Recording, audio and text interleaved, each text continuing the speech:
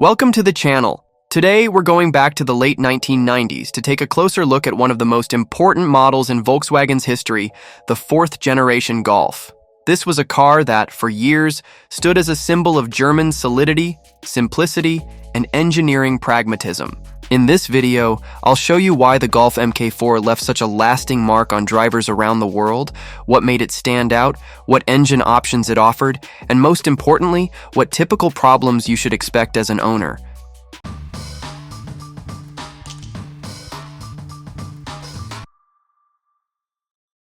The Volkswagen Golf Mk4 is one of the most iconic compact cars of the late 90s and early 2000s. It debuted in 1997 and quickly gained a reputation for durability, practicality, and typical German engineering.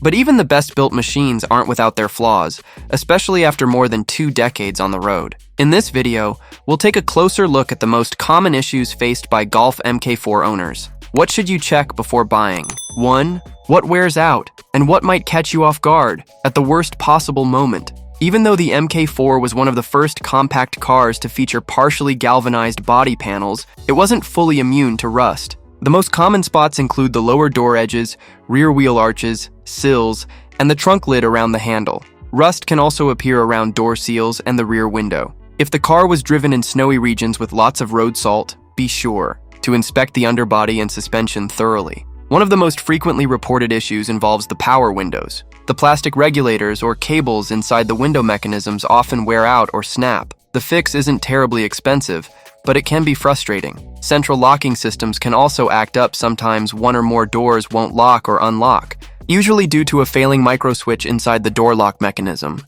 Dashboard instruments and gauges can also cause trouble. Speedometers may behave erratically, odometers may stop counting, or warning lights may fail to illuminate. This is often due to cold solder joints on the instrument cluster's circuit, board or grounding issues.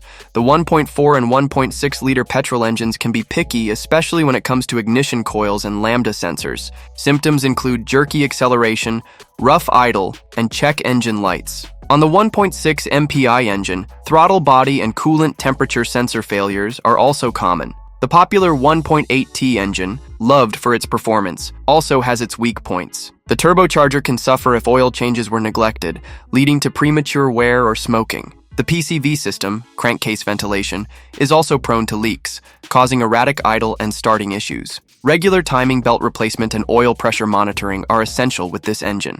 The legendary 1.9 TDI diesel engines, while famous for their durability, have their own list of issues.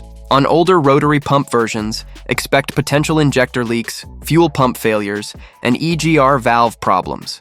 On the later PD, pump deuce versions, camshaft wear and tandem pump failures are more common. Symptoms include power loss, excessive smoke, and rough running. Mass airflow sensors, MAF, often fail, causing limp mode and power loss. Replacing them is simple, but it's crucial to buy OEM or high-quality aftermarket parts. Cheap copies often perform poorly. While the Golf Mk4 has a solid reputation, the suspension, especially up front, tends to wear out. Control arms, tie rods, and sway bar links are common wear items, especially on high-mileage cars. In lowered versions, like GTI, R32, or modified ones, inspect springs and shocks for signs of fatigue. Manual gearboxes are generally durable, but the 1.4 and 1.6 versions can suffer from bearing noise or shift linkage issues. The Tiptronic automatic transmission is smooth but not known for longevity. It requires regular fluid changes, which many owners skipped. The rarest and most advanced was the DSG dual-clutch transmission, available mainly in the R32. While it performs well,